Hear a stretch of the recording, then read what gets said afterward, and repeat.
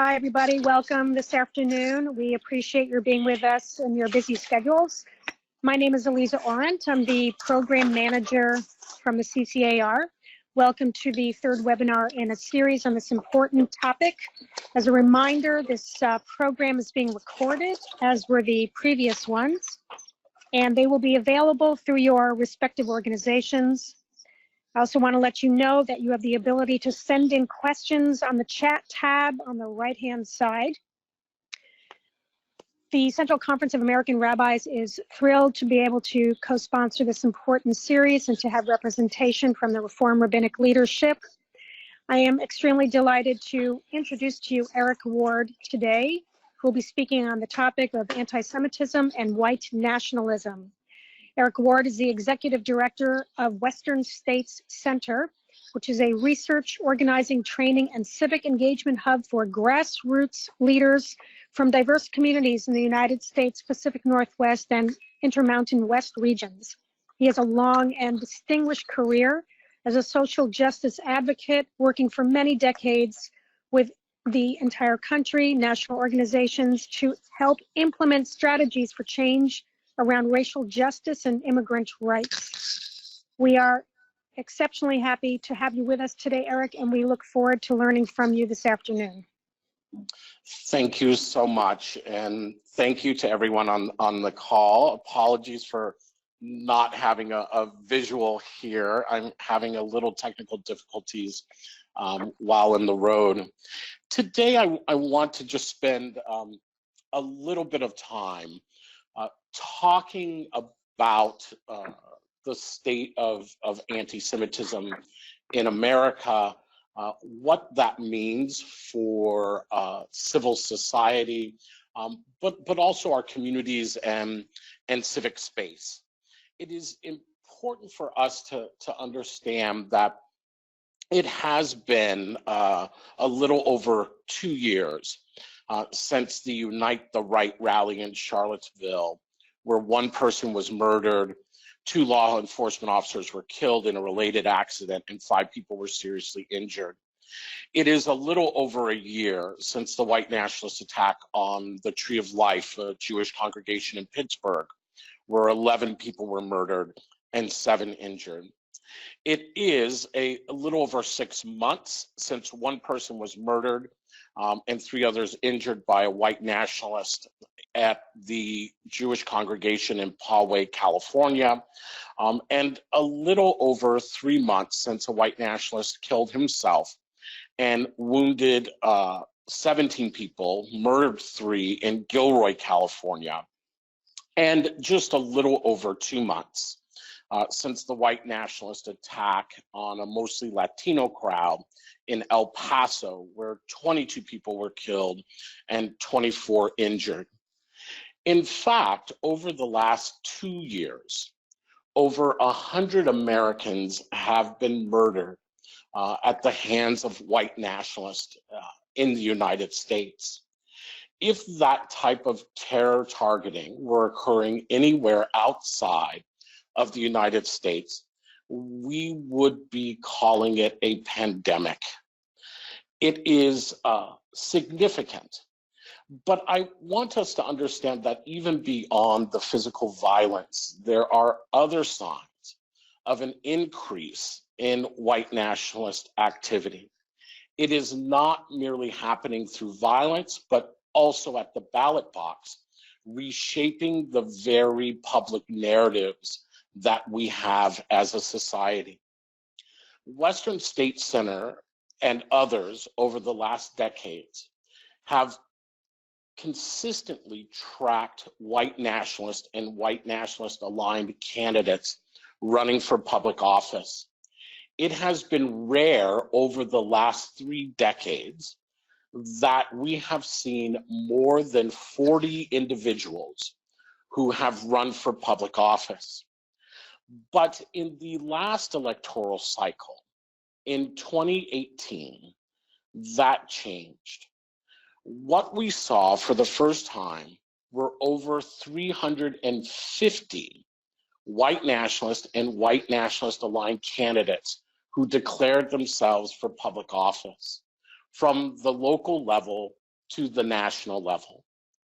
Now, the majority, and I should say the far majority of those candidates never made it out of their primaries or lost significantly in their election campaigns.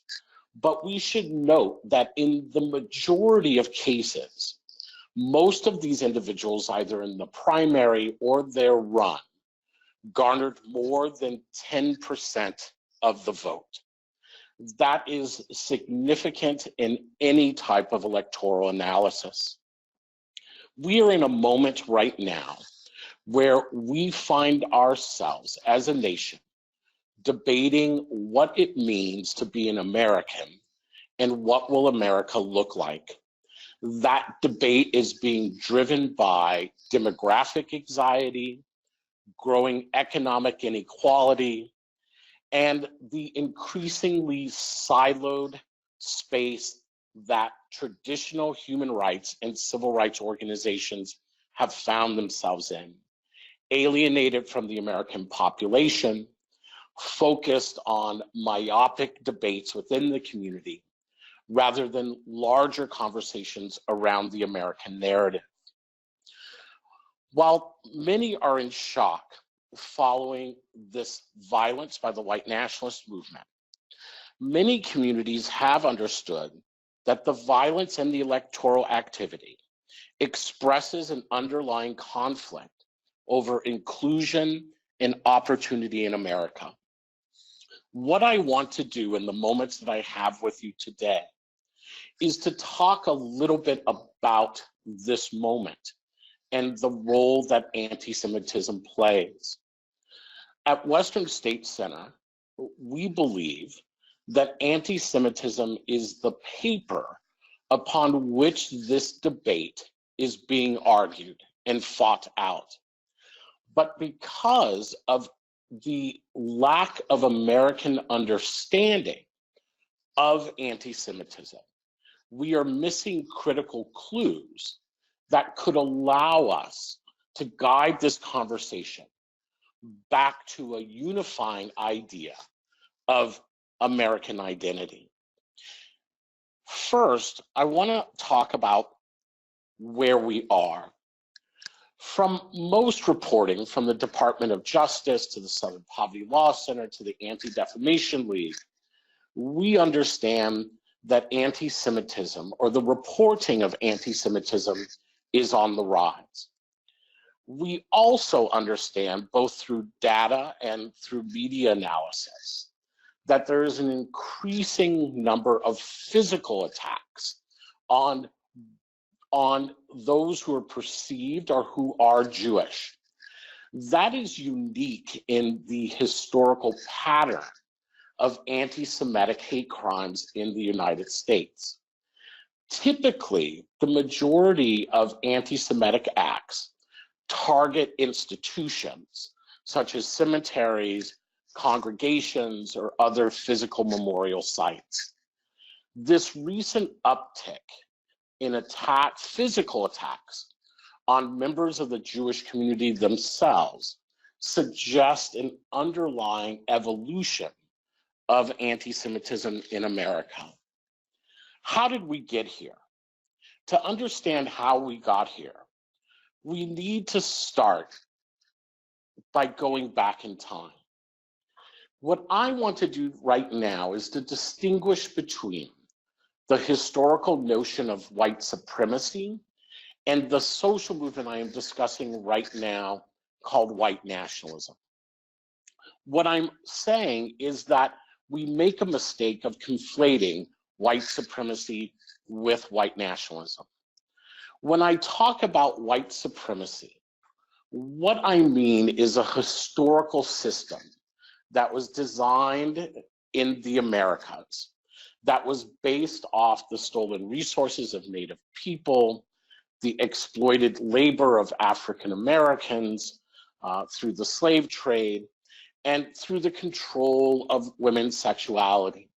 It is in part how our society socialized itself and evolved into what we know as the United States of America. That system still exist in a sense of historical and present day discriminatory patterns that many of us on this call and many of the organizations we are aligned with struggle to improve every day. White supremacy meets its biggest foe in the face of the 1960s civil rights movement. The 1960s civil rights movement was largely driven by African Americans from the South. This movement, while we often don't acknowledge it, was extremely successful at defeating white supremacy as the rule of law. What I mean by this is that previous to the civil rights movement, white supremacy was not a debated concept.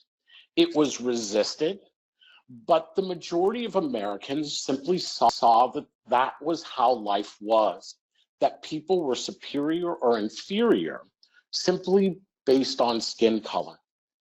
The civil rights movement successfully challenged that notion and shifted white supremacy from being de jure, the rule of law, to de facto, a contested space. Now imagine that you are a person who believes in Jim Crow. You believe in separate but equal. You believe that Black people are inferior based off of their skin color. How then do you explain that people you perceive to be inferior defeated you in one of the most significant political fights in US history? Do you all of a sudden just say, well, I guess I was wrong. Black people aren't as inferior as I thought? Not likely. And it was in that defeat that arch segregationists and those who believed in Jim Crow sought another answer to their political defeat. And what they borrowed from was an ideology that had existed in Europe, and it was called anti-Semitism. Anti-Semitism is a form of anti-Jewish bigotry, and it was based, or at least canonized, around a false narrative called the Protocols of the Elders of Zion. The Protocols of the Elders of Zion are a document that appears somewhere between the late 1800s and early 1900s. It is distributed by Russian secret police in France in the midst of the Dreyfus affair, where a young Jewish military officer who had converted to Christianity was put on trial and as a traitor to French democracy. And the argument and the narrative was that somehow Dreyfus, because he was Jewish, was secretly infiltrating French society and putting it intentionally into chaos. Dreyfus was later exonerated, and I think that that is an important point. But the Protocols of the Elders of Zion created a powerful narrative, the idea of a secret Jewish conspiracy and cabal that was seeking to take control of media, entertainment, finance, and other levers of power in order to oppress or to destroy European Christendom. The narrative was so powerful that eventually Russia brought it back in the midst of their own crisis and political revolution. It was that form that landed in the hands of Henry Ford, the inventor, one of the inventors of the US automobile. Henry Ford rescripted the Protocols of the Elders of Zion into a new essay called The International Jew, and distributed chapter by chapter through his own independent newspaper that was sold out of Ford dealerships around the country. This narrative was so powerful that Nazi Germany, during its short reign, published at least 24 editions of the Protocols of the Elders of Zion. It is a powerful narrative that continues to drive anti-Semitism to this day. Those who had suffered the defeat at the hands of the civil rights movement leaned into the protocols. Some had been exposed to it through Henry Ford, others as World War II GIs in Europe. For them, the protocols explained the loss to African Americans while allowing them to hold their anti-Black ideas intact. For them, the answer became not that they lost against African Americans in the moral sway of history, but that they lost to a Jewish conspiracy that used African Americans as puppets. I stop here now to make a point, which is this, that anti-Semitism is not only anti-Jewish, but it is also anti-Black in the modern context. And it is anti-Black in that it denies African Americans, and by extension, other people of color, agency over their own lives. Anti-Semitism cast a narrative that people of color no longer have legitimate grievances, but are merely puppets of a larger global Jewish conspiracy. It is that drive of the conspiracy, of the anti-Semitic conspiracy, that causes those who believe in segregation to create a new movement, a movement that becomes known as white nationalism. White nationalism doesn't seek to replace or go back to the days of Gone with the Wind, but instead seeks to overthrow the United States and the United States government to institute an all-white ethno-state. Simply put, if white supremacy is about a system of exploitation, white nationalism is a social movement that seeks to assume political power to rid people of color and Jews from the United States altogether. Where is the challenge today?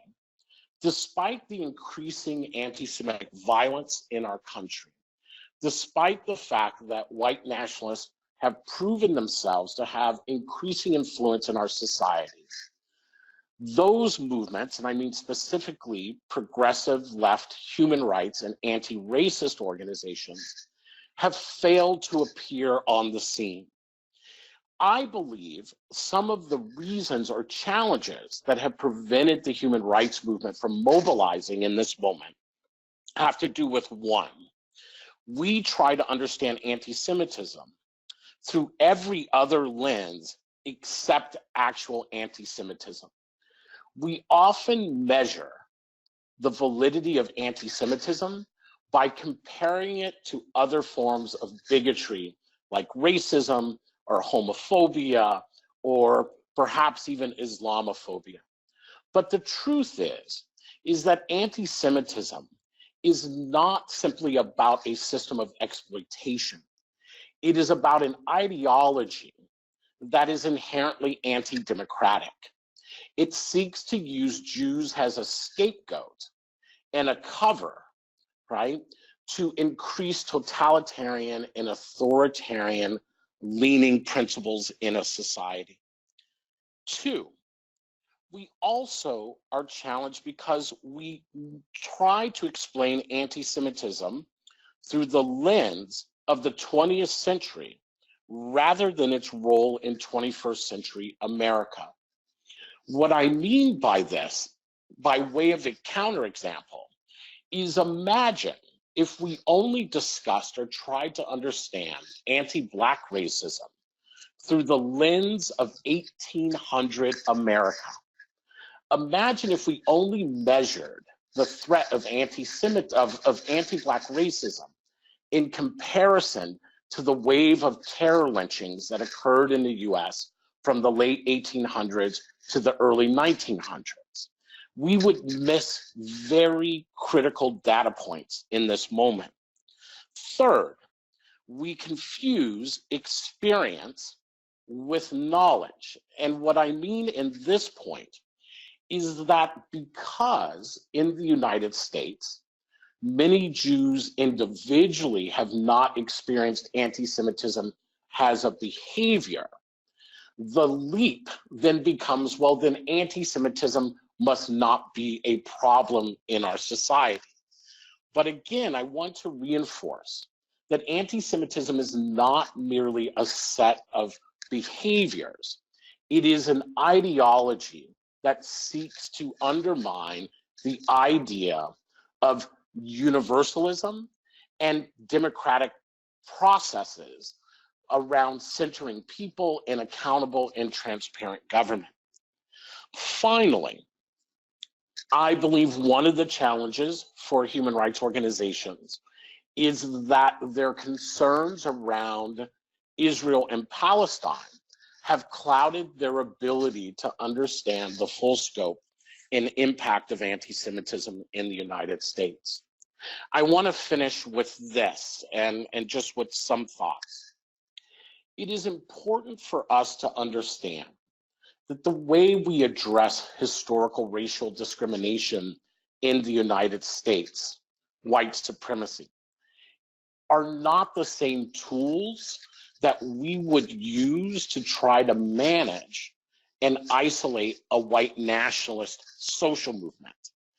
To conflate those tools, or to conflate white supremacy with white nationalism, is akin to comparing a Big Mac and a cow, because they are both made out of beef. We do not call a veterinarian when one drops their Big Mac on the ground. Neither do we effectively respond to the white nationalist phenomena by borrowing from the tools that we use to address racial discrimination in our systems and our institutions. We are in a moment where we need to be able to address both. And we need to address them not only through our political voice, but also through the values and principles of what it means to be an American in this time and what our vision of a future America looks like. We not only need to express that vision of a future America, but we need to create spaces where we are practicing that future America. That means both addressing the systems of segregation that divide our communities from one another in daily life, but it also means drawing a clear moral barrier against bigotry, against this social movement that seeks to terrorize us and to divide us and to make us doubt the strength of democratic process. So thank you very much for joining me, and I look forward to questions. Thank you, Eric. Can folks hear me? This is Rabbi Elise Wechterman. I am the executive director of the Reconstructionist Rabbinical Association, and I am honored to be on this call with you this afternoon. Thank you so much, Eric, for your analysis and your presentation. Some of us have heard bits of this before, but it is always helpful to hear the updated version given what we've experienced in this country in the past 2 years. I am looking to see some questions coming in, and I see some coming in. I'm going to start with one that I have for you.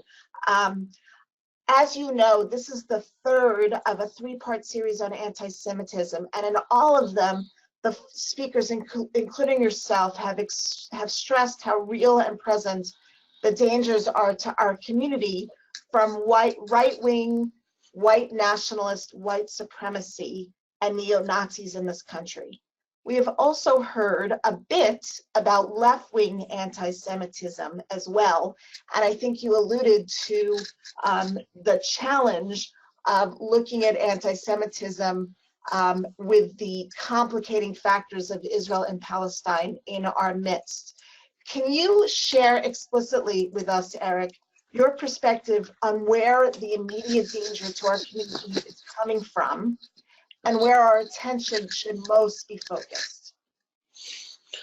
Certainly, and thank you for that that question. And I want to say right before I answer, my job, my purpose is to complicate and nuance these discussions. I think they have been oversimplified in the debates that are happening in the real world. And so I'm really honored for this opportunity to kind of dive down. So I'm going to have everyone just take a big, deep breath before I weigh in. And I want to answer this question by first doing a little shift. I want to argue for a second that there isn't left-wing anti-Semitism or right-wing anti-Semitism. In the same way that there's not left-wing racism or right-wing racism. There is anti-Semitism in American society, and it predates the rise of the white nationalist movement. It has existed for some time, as it has around the world. So if we can imagine this anti-Semitism just exists in our society, it is a powerful narrative, and I think we underestimate how powerful the narrative of anti-Semitism is. Now, we are dealing presently with two phenomena, and the phenomena are happening at the same time, which I think increases our alarm. And the two phenomena is that we have a white nationalist movement that is driven at its core by an anti-Semitic worldview. It believes it is in a battle, an existential battle, right, with this secret supposed Jewish cabal. But we're also dealing with anti-Semitism within the left. And the anti-Semitism in the left isn't core to the left, but the anti-Semitism in the left is both influential enough that it has prevented it from being able to effectively respond to this white nationalist phenomena, right?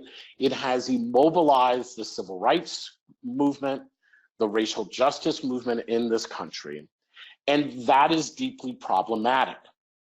Now, while on the white nationalist end, white anti-Semitism is a conscious adoption, within the left, there are only small elements in which anti-Semitism is a conscious decision.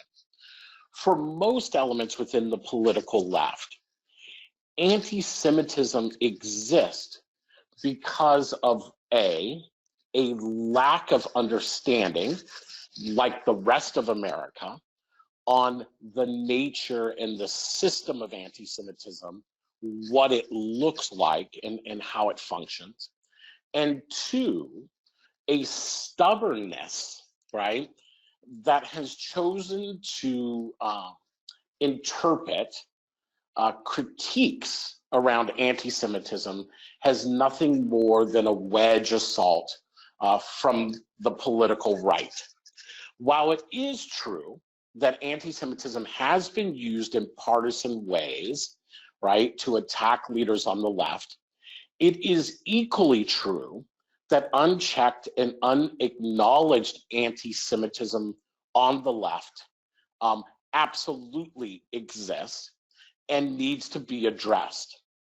There is, I know there has been the question, and I'll end this way, around, well, is anti-Semitism as much of a concern on the left because they're not walking into congregations and opening fire, right? They're not physically, it hasn't led, or at least as we know, at least to physical attacks on the Jewish community, and therefore it's not as serious as anti-Semitism within white nationalist circles. I don't think that that is a sufficient answer. Because Black people aren't being lynched doesn't mean anti-Black racism in America isn't serious and needs attending to, or because the left doesn't intentionally dehumanize Black people, it doesn't mean racism in the left gets a pass, right? The way that I would suggest that we think about this is that the danger of anti-Semitism on the left is that it immobilizes the human and civil rights movement at a time when we need to be tightly aligned, right, and tightly in motion. And anti-Semitism has prevented that from happening. Thank you. That is really very helpful, Eric. I'm going to combine two questions. Before I do that, I just want to remind people that there is a question box, a question area where you can put your questions in, and I will share them with Eric for as long as we have time. There are two questions that actually come to you in reflection from our webinar that many of us participated in yesterday, which was quite frightening and quite overwhelming about the neo-Nazi and white nationalist use of the dark web and their recruitment techniques.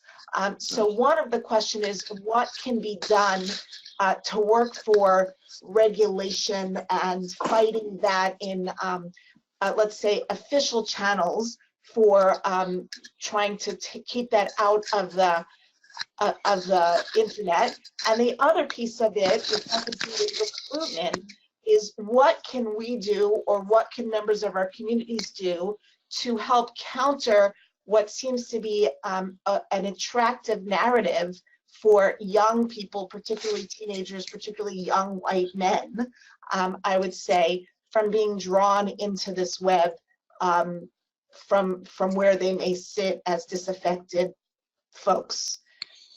Yes. So it is true that the internet and technology has been used to fuel the ability of the white nationalist movement to coordinate, to attract new members, to recruit new members, and to spread its ideology. And quite frankly, even its intimidation at times. This is not unique. I want to be clear. It's not unique to the birth of the internet. We saw this during the rise of radio in the mass-produced radio programming in the 1920s. And interesting enough, we saw this with the birth of the printing press.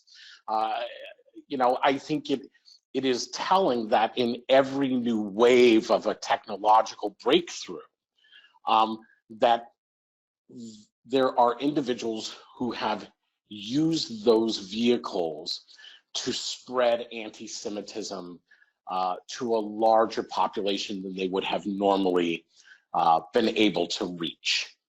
Christian anti-Semites did that with the printing press. Authoritarian and fascist-leaning leaders, including Father Coughlin, Adolf Hitler, used radio. And in this day, the alt-right and white nationalist movement is using technology. I want to recognize the work of the Southern Poverty Law Center and the Anti-Defamation League, Color of Change, and Muslim advocates who have worked in coalition with one another to hold tech companies accountable. But here I am again to nuance, and I think that there is something we should consider. So I am, and we at Western State Center are, of course, as you can imagine, cautious around the criminalization of speech and expression. It is usually done in times of great fear and real legitimate fear, but the long-term results in a democratic society are not always so beneficial. And we do worry about the increased criminalization rather than the usage of laws and regulations that are already on the books.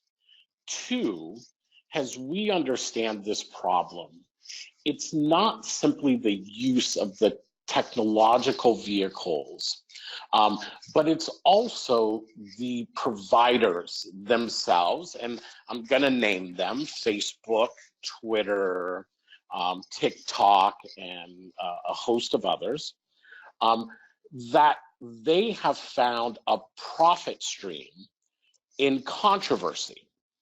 So it only takes me 2 clicks when I go into YouTube to get to an alt-right or white nationalist entry point, right? And there is, by way of example, on Twitter, right, Linda Sassour, who folks know and have different views of.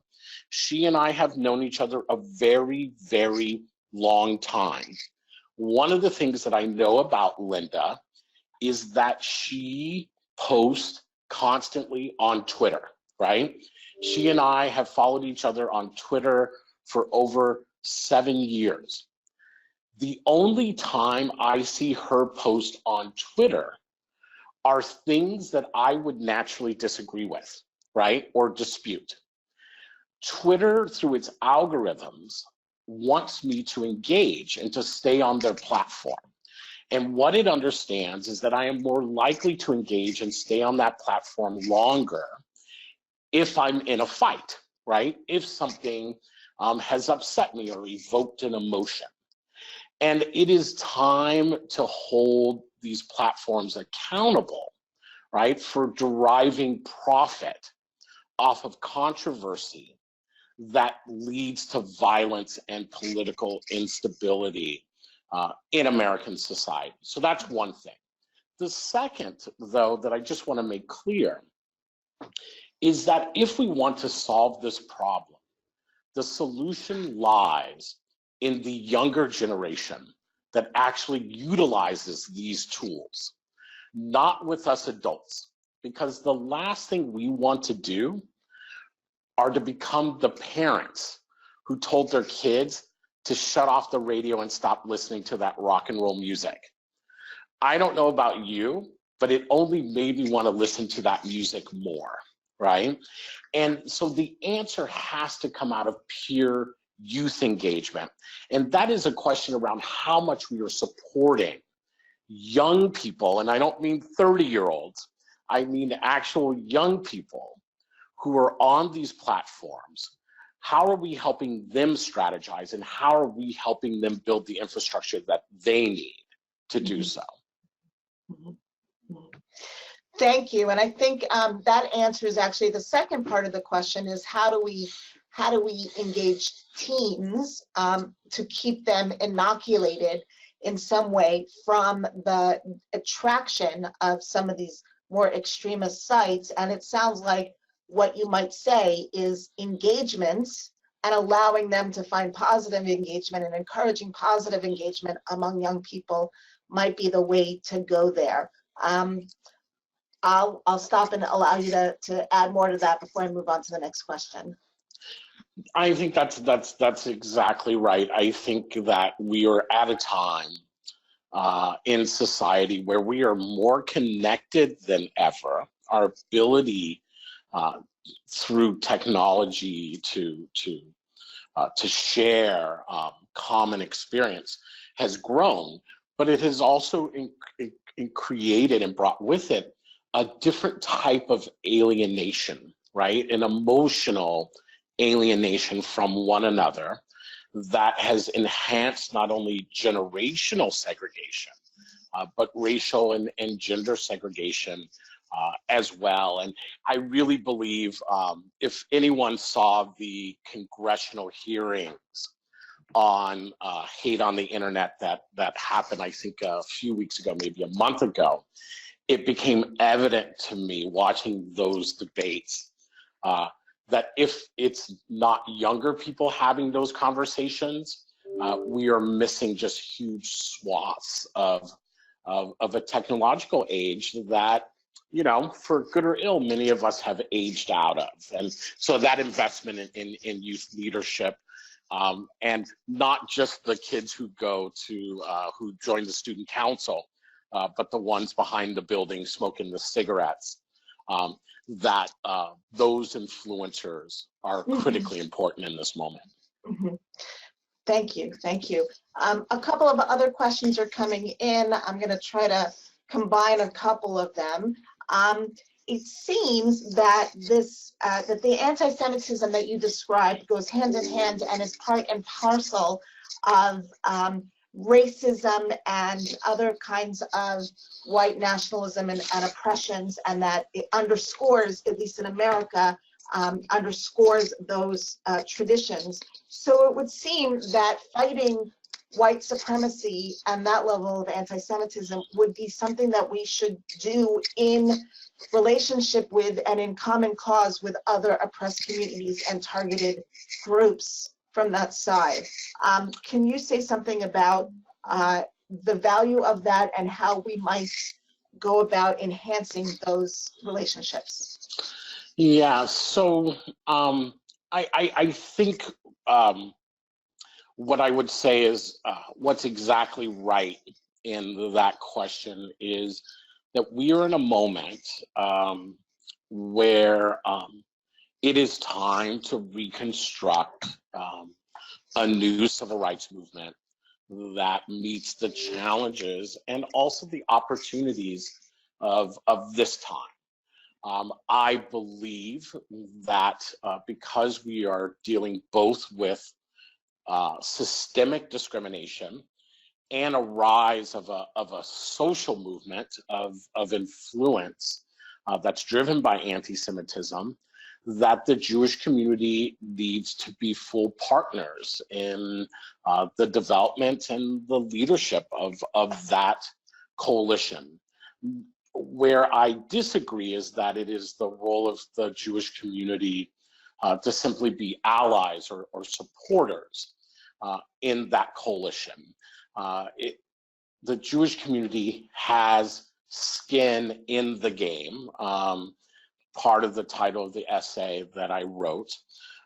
And this means that this coalition can't merely be built off the basis of we're going to address these other issues and then we will get to anti-Semitism.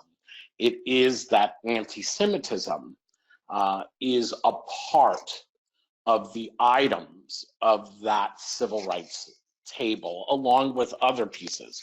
If I were to take that a step forward and to make that very tangible, one of the things that I would ask those on this call to think about are committing to hosting 2 events in 2021 in their congregation or in the organization they work in.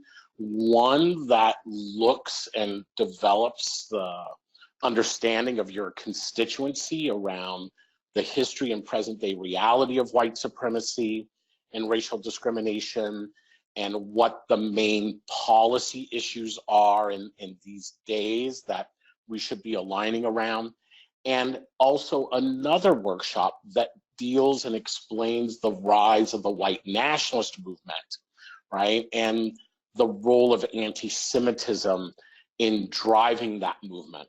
As I pointed out earlier in this call, over 100 Americans have been murdered over the last 2 years. That's a very significant number, right? By white nationalists. The majority of those victims, right, were not Jewish. Right. A disproportionate percentage of that grouping of victims were. But the majority of folks who were killed were not Jewish. And they may have been attacked because they were Black or Latino or Muslim or immigrant. But we should be clear, they were killed because white nationalists believe they are in an existential fight with the Jewish community. That means anti-Semitism is killing all of us. Yes, thank you. That was a very clear answer with a very specific ask that I think was very helpful, which actually in some ways leads to the next question, which is the last one we'll have time for today, which is, at the moment you're speaking to about 50 American rabbis.